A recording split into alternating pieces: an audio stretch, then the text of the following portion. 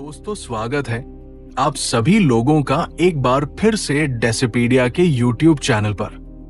तो ले चलते हैं आज फिर आपको एक और देश की सैर पर।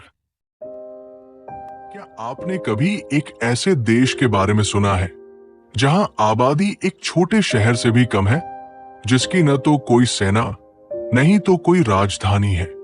एक समय पर जहां के लोग इतने अमीर थे कि दुनिया में इस देश को अमीर देशों में गिना जाता था, जिसके कारण जहां के लोगों को कभी टैक्स नहीं देना पड़ता था। और आज वहां पीने का साफ पानी भी मुश्किल से मिलता है। हाँ, हम बात कर रहे हैं दुनिया का सबसे छोटा, अकेला और सबसे ज्यादा दिवालिया देश नाउरू के बारे में, जो एक समय पर दुनिया का सबसे अमीर देशों में एक था। लेकिन ऐसा क्या इस देश के साथ कि जहां पर लोग ऑस्ट्रेलिया के द्वारा दी जा रही मदद पर चल रहा है? आज की इस वीडियो में हम जानेंगे कैसे नाउरू एक अमीर देश अर्श से पर्स तक पहुंच गया। नाउरू दक्षिण प्रशांत महासागर में स्थित एक छोटा सा द्वीपीय देश है। इसकी जमीन इतनी छोटी है कि इसका क्षेत्रफल केवल 21 वर्ग किलोमीटर है, जहां पर करीबन 12,000 लोग रहते हैं। इसकी कोई राजधानी नहीं है। यहाँ के सारे काम और सरकारी दफ्तर यारेन जिले में है। इस देश में ऑस्ट्रेलियन डॉलर चलता है, क्योंकि इसका ज्यादातर इंपोर्ट ऑस्ट्रेलिया से ही होता है। यहाँ के ज्यादातर लोग ईसाई धर्म को मानते हैं। इतना छोटा होने के बाद भी ये एक लोकतांत्रिक देश है। दुनिया में कोई और देश इतना छोटा, अलग थलग और कम आबादी वाला नहीं है, जो फिर एक स्वतंत्र राष्ट्र हो।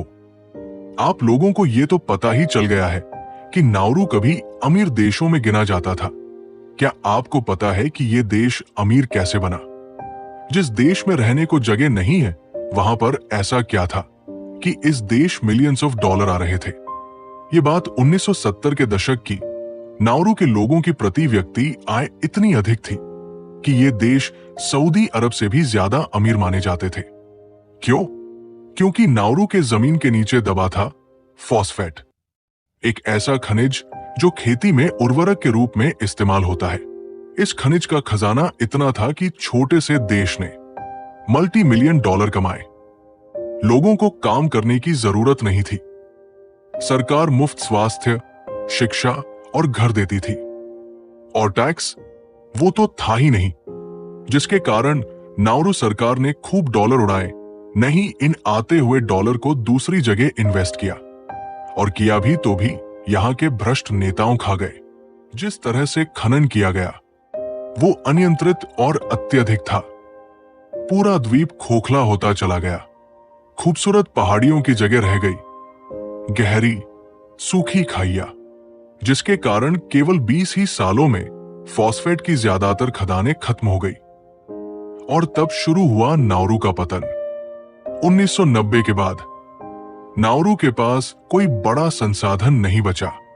देश के पास और आमदनी का स्रोत नहीं था, जिसके कारण इसकी अर्थव्यवस्था नीचे गिरने लगी और देश को चलाने के लिए कर्ज लेना पड़ा। यहाँ के लोग मोटापे, मधुमेह और किडनी की बीमारियों से ग्रस्त होने लगे, क्योंकि वहां की खाद्य आपूर्ति पूरी तरह आयात पर निर्भर हो गया। एक समय ऐसा आया कि देश के पास अपनी राष्ट्रीय एयरलाइन चलाने तक के पैसे नहीं बचे। आज नाउरू में बेरोजगारी आसमान छू रही है। युवाओं को बाहर काम करने जाना पड़ता है। ज्यादातर ऑस्ट्रेलिया में स्कूल और अस्पतालों की हालत खराब है। पीने का पानी ऑस्ट्रेलिया से आयात होता है। नाउरू का एकमात्र सहारा है ऑस्ट्रेलिया की मदद। ऑस्ट्रेलिया ने नाउरू को एक शरणार्थी डिटेंशन सेंटर के रूप में इस्तेमाल करना शुरू किया।